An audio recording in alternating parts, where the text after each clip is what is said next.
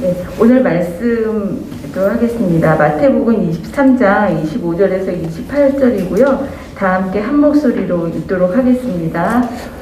화 있을진저 의식하는 서기관들과 바리새인들이여, 잔과 대접에 거천 깨끗이 하되 그 안에는 탐욕과 방탕으로 가득하게 하는도다. 눈먼 바리새인이여, 너는 먼저 안을 깨끗이 하라. 그리하면 겉도 깨끗하리라.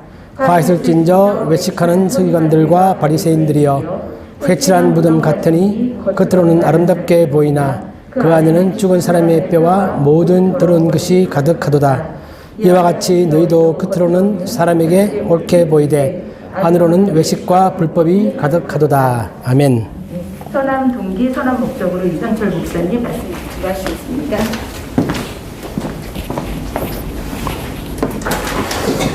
안녕하세요. 네. 줌으로 들으시는 분들도 안녕하세요. 네. 네. 자, 오늘 우리가 지금 보고 있는 말씀이 우리가 계속 보고 있는 건데요. 이제 이번 주 금요일 날 예수님께서 십자가에 죽으실 것이고, 오늘은 화요일이고, 화요일에 예수님은 논쟁도 많이 하시고, 제자들에게 많은 가르침을 주시고, 아주 그런 중요한 날이었죠. 그 중에서 오늘은 마지막에 이제 7가지 화에 대해서 말씀하셨고, 제가 계속 강조드리는 것처럼 이것은 바리새인들 향한 저주가 아니다. 그들을 향한 안타까운 마음이다. 그들의 신앙이 잘못되고 있는 것에 관한 안타까운 마음들을 계속 강조해서 우리들로 하여금 저는 잘못된 오류에 빠지지 않도록 그렇게 해야 된다라고 그런 취지로 말씀하신 것이다. 그래서 화가 있으리로다, 이 말 그 자체가 저주를 퍼붓는 게 아니라 안타깝다. 정말 슬프다. 너희들이 그렇게 신앙생활을 하면 그 결과가 좋지 않을 텐데 제발 빨리 거기서 벗어나라. 이제 그런 식의 강조를 하고 있는 그런 뜻이라고 제가 말씀을 드렸습니다. 절대 그 포인트를 놓치시면 안 됩니다. 예수님께서 왜 저렇게 무서운 말씀을 하시나 그 생각할 게 아니라 안타까운 마음의 표출이다. 그렇게 하시면 됩니다. 오늘은 세 번째 큰 주제죠. 7가지 화가 2개씩 쌍으로 묶여 있습니다. 묶여 있고 오늘은 세 번째 큰 주제니까 5번째, 6번째의 화에 관하여 말씀하십니다. 핵심 주제는 이거죠. 우리가 겉보다 속을 깨끗하게 해야 한다. 우리 신앙생활에 있어서 외부로 보여지는 모습보다 내 마음속 생각이 더 중요하다. 이건 구약 때부터 하나님께서 계속 강조해 오시던 그런 말씀이죠. 그런 말씀을 오늘은 예수님께서 그 바리새인들 향하여 그렇게 말씀하시고, 또 그 말을 듣고 있는 제자들에게 너희들도 그 포인트를 절대로 놓치지 마라. 지금 그렇게 말하고 있는 것입니다. 그런데 예수님께서 우리가 겉보다 속을 깨끗하게 하자. 그리고 외부에 보여지는 모습보다 내 마음속 생각이 훨씬 더 중요하다. 그런 말씀을 하시면서 그 예시를 드는 게 2가지를 사용하십니다. 어떤 거냐면 이런 걸 예시 드는 거죠. 음식의 그릇과 무덤에 관한 것들을 하고 있습니다. 그 예수님은 이 2가지 예시가 참 신기하죠. 음식 그릇과 무덤을 비교해보면 전혀 좀 뭔가 매칭이 잘 안 되죠. 음식 그릇은 바깥도 깨끗해야 되고 속도 깨끗해야 됩니다. 우리가 보는 것처럼 집에서 설거지를 하면 밖에도 깨끗하게 닦고 안에도 깨끗하게 닦습니다. 그런데 무덤은 그 속이 깨끗할래야 깨끗할 수가 없는 것입니다. 그런데 사람들은 무덤 바깥에 회칠을 하죠. 그 무덤이 아름답게 보이게 하기 위해서 회칠을 합니다. 이 2개의 예시의 공통점은 겉으로는 둘 다 아름답다. 그런데 한쪽은 속도 깨끗해야만 한다. 다른 한쪽은 속은 아무리 깨끗할래야 무덤 같은 경우에는 그 속에 들어있는 뼈나 죽어가는 시체들이 있기 때문에 결코 깨끗해질 수가 없는 것이다. 이 2가지 예시를 가지고 지금 예수님이 말씀을 하십니다. 그런데 예수님 말씀을 보다 보면 꼭 잊지 말아야 될 게 뭐냐면, 그렇다고 해서 예수님께서 바깥의 모습을 전혀 의미가 없다고 말하느냐? 그렇게 말하고 있는 것은 아닙니다. 바깥의 모습도 의미가 있습니다. 우리가 알고 있는 것처럼 여기 오시는 분들이 옷을 정제해서 입고 오죠. 저도 올 때 옷을 깨끗하게 차려서 입고 옵니다. 그래서 예수님께서 속의 내면이 중요하다고 해서 바깥 모습 무시하고 있는 건 절대 아닙니다. 근데 사람들이라는 것은 본능적으로 겉으로는 사람들이 보여지는 것이니까 깨끗하게 하는데 아주 많은 노력을 기울이지만 속은 남들 잘 안 보니까 대충 다루는 그런 것들이다 보니까 속을 아주 많이 강조를 해야 그나마 균형을 맞출 수 있다. 그런 뜻입니다. 가만 놔두면 사람들은 겉은 잘 꾸미죠. 그런데 자기 속에 대해서는 별로 관심을 가지 않고 잊어버리고 쉽게 지나가고 그런 것이기 때문에 예수님께서 겉보다 속이 얼마나 중요하냐 아주 강조를 하십니다. 그러니까 우리가 성경에서 예수님의 비유를 볼 때 이 포인트 잘 지켜야 됩니다. 예수님은 아주 극단적인 상황을 가지고 와서 예시를 많이 드십니다. 그것은 그만큼 그쪽을 강조해야 그나마 이게 속과 끝이 비슷하게 균형을 이루는 그런 우리의 본성이 있기 때문에 그렇습니다. 근데 우리는 바깥에 사회생활 할 때에는 그나마 그래도 바깥에서 보여지는 기준과 내 속에 있는 것들이 조금의 갭이 있긴 하지만 비슷하게 맞춰져 갑니다. 근데 우리가 종교생활 하다 보면, 저 신앙을 갖다 보면 바깥에 보여지는 나의 모습과 내 속의 것들이 격차가 많이 벌어집니다. 왜 그러냐면 바깥에서의 기준은 조금 높죠. 내 속보다. 그 약간의 그 갭이 작지만 교회에서 말하는, 성경에서 말하고 있는 그 기준을 딱 보면 그게 너무 높은 거죠. 너무 높아서 나 속은 그걸 따라가지 못하고 있는 겁니다. 그래서 그 격차가 점점 더 많이 벌어지는 것이고, 특히 이러한 격차가 심해진 게 바리새인들이죠. 그 바깥으로 보여지는 자기들의 모습과 속에 있는 자기들의 생각, 이런 것들은 괴리가 굉장히 커지는 것입니다. 바깥의 기준이 그만큼 높기 때문에 그렇습니다. 그 예수님께서 이런 두 가지를 가지고 속이 어떻게 깨끗해야 되는 것이냐, 그런 말씀을 하고 있는 거죠. 첫 번째 예시인 음식 그릇, 잔과 대접입니다. 잔과 대접은 여러분이 반드시 식당에 가서 보더라도 안도 무조건 깨끗해야 되고, 그건 머스트고, 바깥도 깨끗해야죠. 집에서 설거지하면 되게 중요한 거죠. 안을 무조건 닦고 바깥도 깨끗하게 닦는다. 근데 만약에 둘 중에 하나만 닦아야 된다고 한다면 당연히 그것은 안만 닦습니다. 밑에 보이는 그림은 뭐냐면 제 오른쪽에 보시는 것은 제 사진입니다. 제가 군대 있을 때 훈련받을 때 1981년 팀 스피릿 훈련할 때입니다. 그때 찍은 사진이고요. 지금은 이름이 뭐더라요? 한미연합훈련 요즘 하고 있죠. 북한에서 막 긴장하고 있고 미사일 쏘고 막 그러는 거. 그때는 그 훈련 이름이 팀 스피릿입니다. 미국과 한국이 같이 연합해서 훈련하는 것이었는데 대대적인 행사를 하는 거죠. 몇 개월간 합니다. 그 제가 중간에 있는 이 그림은 당연히 많이 보셨겠지만 군대 있을 때 배낭에 메고 다니는, 바깥으로 노출되어 있는 그런 그릇이죠.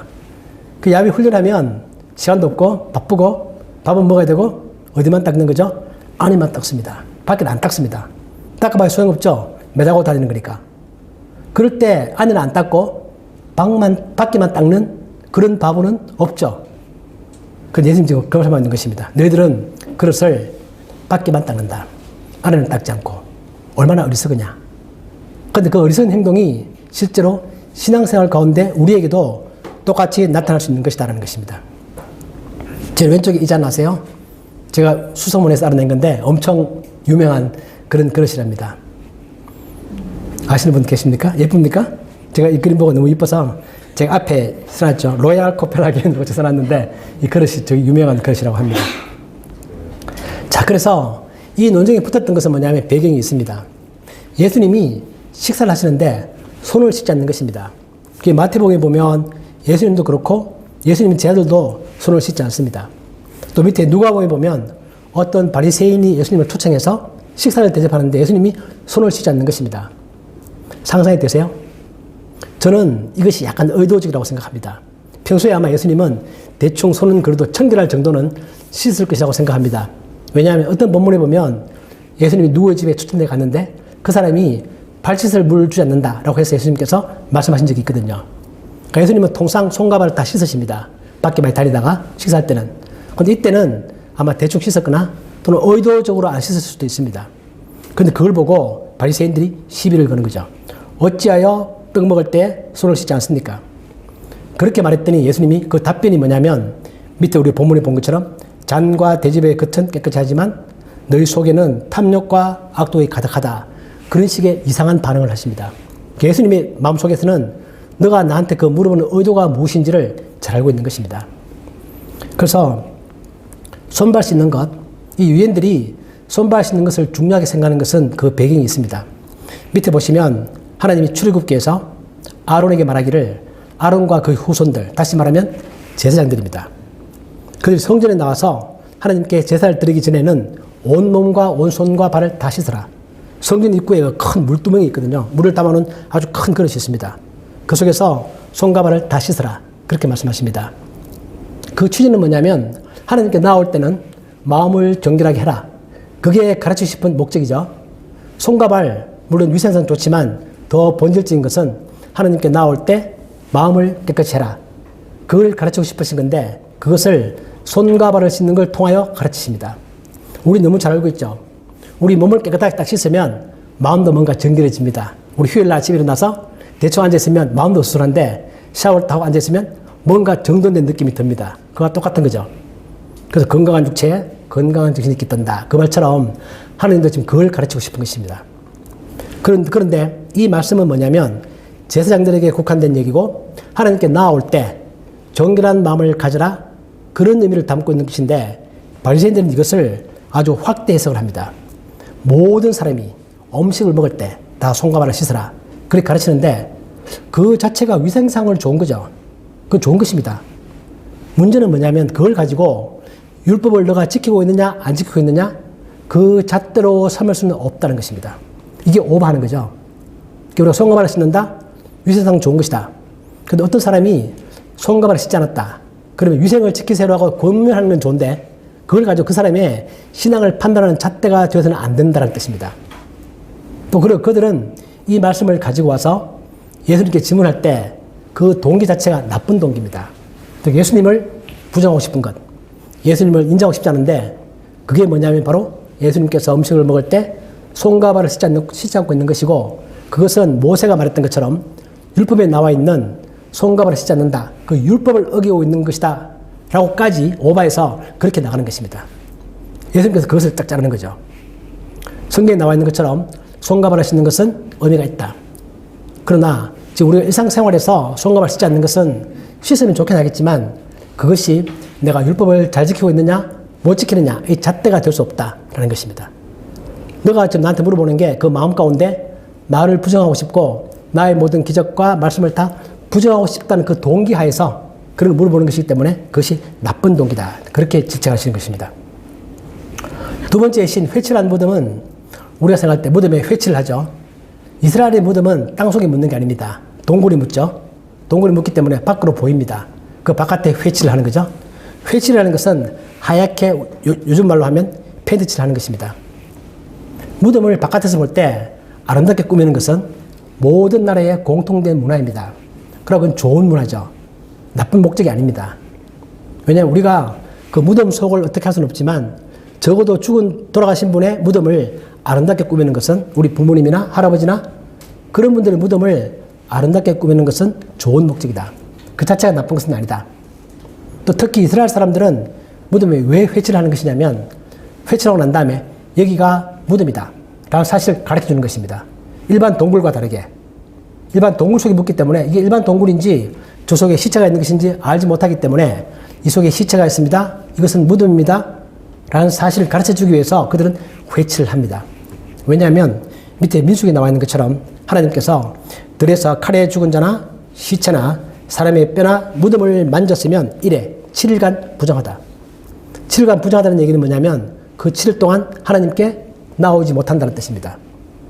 그렇기 때문에 6월절이 되면 이스라엘 사람들 전국에서 다 모여서 성전에 나가서 하나님께 제사를 드려야 되는데 혹시 그 일주일 기간 중에 내가 모르고 무덤을 만져버리면 안 되죠.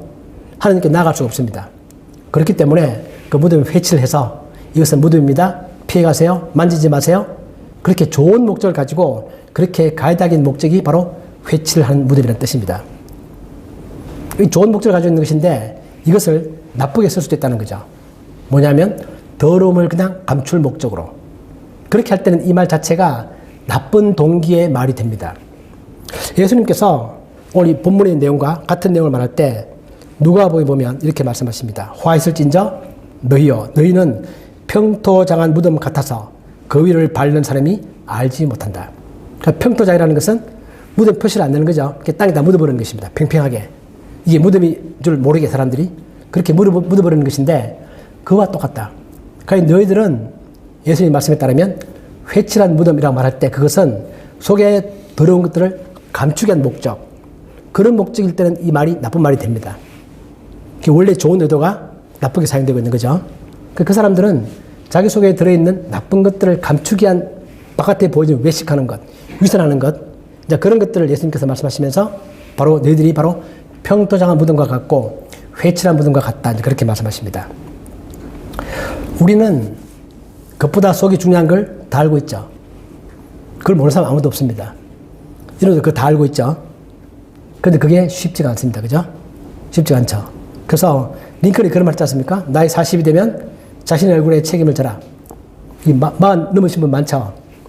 지금 우리가 생각해보면 40살 아직 애기 같은데, 네. 40살 되면 어느 정도 우리가 살아보면 이 사람이 어떻게 살아왔으며 또 앞으로 어떻게 살 것인가도 약간 좀 감이 잡힙니다. 40살 된 사람의 얼굴을 보면 그것처럼 우리가 내면 속의 아름다움이 바깥으로 자연히 드러나는 것은 너무나 자연스러운 것이다. 우리가 잘 알고 있는 소설 큰 바의 얼굴도 같은 일을 하고 있죠. 그 밑에 보시면 예수님도 같은 말씀하십니다. 눈먼 바리새인이여 너희는 먼저 안을 깨끗이 하라. 그리하면 겉도 깨끗해질 것이다. 우리가 겉모습을 꾸미는 것도 의미가 있지만 더 본질적으로 내 마음 가운데 좋은 생각을 하면 그것이 바깥의 표정에 얼굴에 드러나서 바깥 모습도 굉장히 아름다워진다. 이것은 만고불변의 진리고 예수님도 그렇게 말씀하셨고 세상의 지인 사람들도 다 똑같은 말을 하고 있습니다. 그래서 우리가 겉보다 속이 중요하다는 사실은 너무 잘 알고 있죠. 그런데 우리가 정말 잘 하기 힘든 것입니다. 마음 가운데 원하지만 쉽지 않다. 마음속의 생각들은 내가 매일매일 나름대로 다듬고 있지만 잘 안 되고 있는 게 마음속의 생각이고 바깥 모습이야 조금만 꾸미면 또 내가 그걸만 보더라도 금방 할 수 있는 것이니까 쉽게 할 수 있지만 마음속에 좋은 생각들을 갖기가 정말 힘들다. 그래서 예수님도 그걸 잘 알고 계십니다. 너희들이 마음속에는 그런 원이 있지만 육신이 약하지. 그래서 우리가 하나님께 도움을 청해야 된다. 그렇게 말씀하십니다.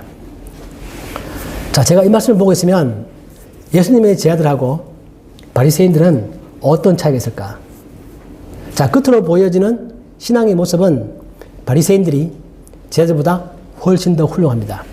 그들은 열심히 율법도 외우고 말씀도 읽고 기도 열심히 하고 선행도 많이 베풀고 바깥에 보여지는 모습은 예수님의 제자들보다 바리새인들이 훨씬 더 훌륭합니다.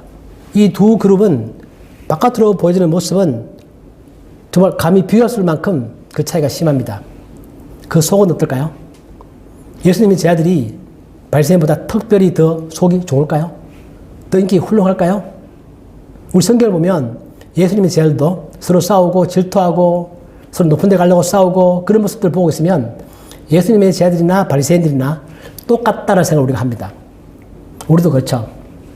우리가 비판할 사람들 보면 그 사람들과 내가 얼마나 차이가 나나? 내 마음 가운데서도 별로 큰 차이가 나지 않습니다. 그 생각이 들죠. 가장 큰 차이는 뭐냐면 마음속에 가지고 있는 동기입니다. 내가 왜 이것을 하는가? 내가 왜 이 생각을 하는가? 내가 왜 이 말을 하는가? 제 아들은 마음 가운데 예수님을 인정하고 따르고 싶고 그 말씀대로 살고 싶고 예수님을 따라 사랑하는 그런 마음속에 동기가 있지만 바리새인들은 어떤 질문을 하더라도 예수님을 부정하고 싶어하고 예수님을 안 받아들이고 싶어하고 어떻게 하면 예수님에게 흠집을 낼까 그런 마음으로 가득 차 있기 때문에 그들의 마음 가운데는 나쁜 동기가 있다는 것입니다. 그 예수님께서는 제 아들에 향해서는 그 제 아들이 실수를 하거나 잘못될 때 한없는 용서를 하고 그들을 계속 격려해 나가시지만 바리새인들을 향하여는 예수님께서는 가차없는 비판을 가하십니다.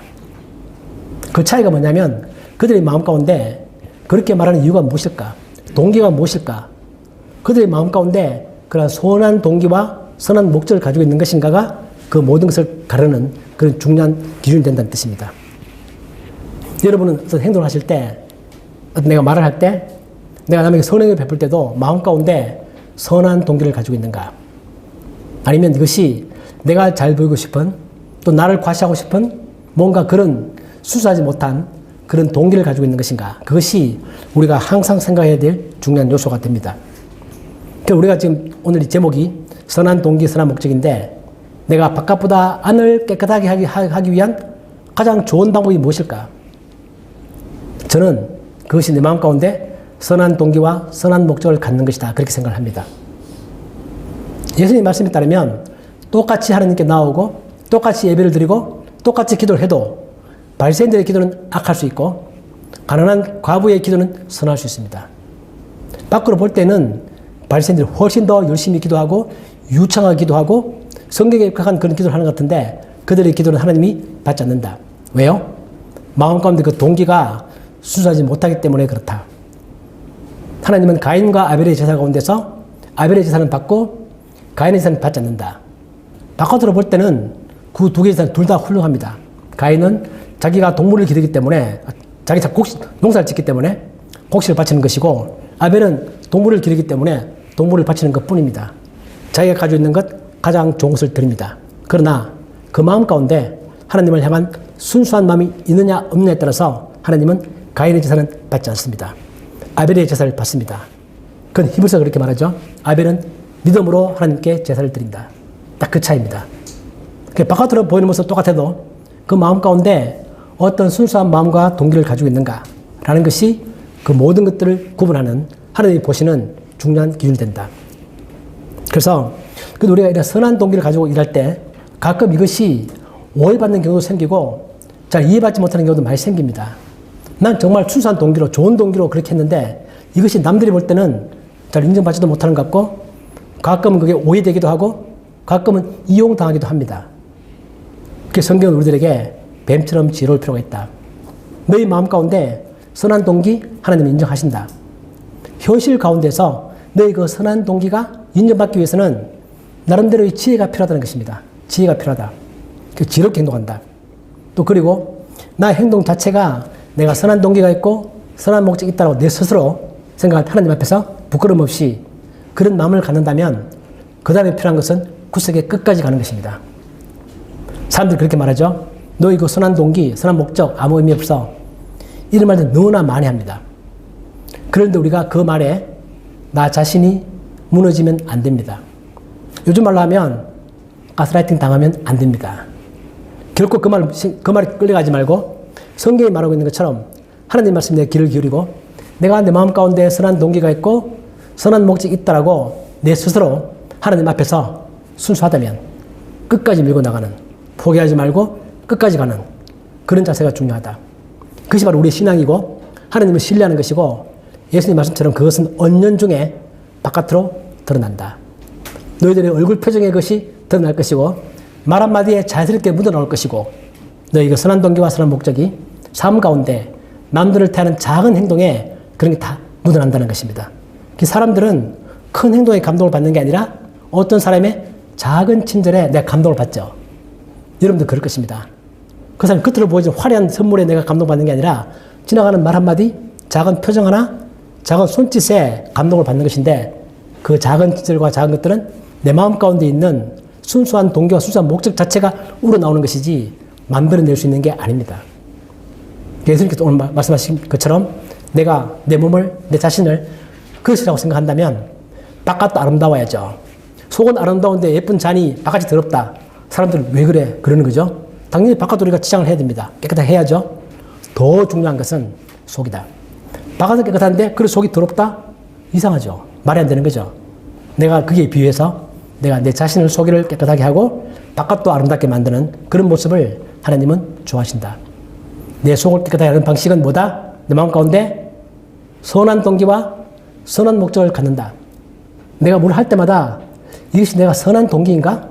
선한 목적인가?를 다시 한 번 더 생각해보는 그런 마음을 가지면 우리 모든 삶이 아름답게 만들어질 것이고 누구보다도 하나님은 우리의 중심을 보시는 우리의 마음을 보시는 분이기 때문에 나의 그런 선한 동기와 선한 목적을 반드시 보신다. 그 내가 바깥으로 설령 실수한다 할지라도 완벽하지 못하게 행동한다 할지라도 그것은 계속 좋아질 것이고 누구보다도 하나님이 아시고 주변 사람들도 자연스럽게 그것을 알게 된다는 것입니다. 그런 삶을 살아라라고 오늘 예수님께서 바리새인들을 빗대서 그들을 봐라. 극단적인 비유죠. 그들은 겉은 아름답지만 속에는 더러운 게 가득하다. 그렇게 말씀하시면서 아니 얼마나 중요한가를 그렇게 말씀하십니다. 자, 우리 그런 마음을 가지고 오늘 다시 한번 이 모였을 때 그런 결단을 다시 한번 더 하고 오늘 오후도 우리가 그렇게 한번 살아보자. 짧은 순간이지만 내가 실수를 거듭한다 할지라도 그런 삶을 살아보자. 그런 마음을 갖는 우리 모두가 되기를 주님 이름으로 축복합니다. 아멘. 하나님 아버지, 오늘 정말 다시 한 번 더 우리가 우리 자신을 돌아봅니다. 내 마음 가운데 정말 선한 동기와 선한 목적이 있는 것인지 다시 한 번 더 생각해보며 내가 작은 행동 하나 할 때마다 내가 작은 말 한마디 한마디 할 때마다 내가 그런 생각을 하며 살아갈 수 있는 저희들이 되게 하여 주옵소서. 또한 그러한 마음으로 살아갈 때 그것을 꺾어버리고자 하는 바깥에 많은 나쁜 말들이 있지만 결코 거기에 내가 무너지지 않고 그 말에 내가 굴복당하지 않고 하나님이 주신 이 말씀을 굳게 잡고 끝까지 내가 이 마음을 가지고 살아갈 수 있는 저희들이 되게 하여 주옵소서. 직장에서, 교회에서, 가정에서 말 한마디, 행동하는 가운데서도 내가 선한 동기와 선한 목적을 가지고 살아가는 저희들이 되게 하여 주옵소서. 예수님의 이름으로 기도하옵나이다. 아멘.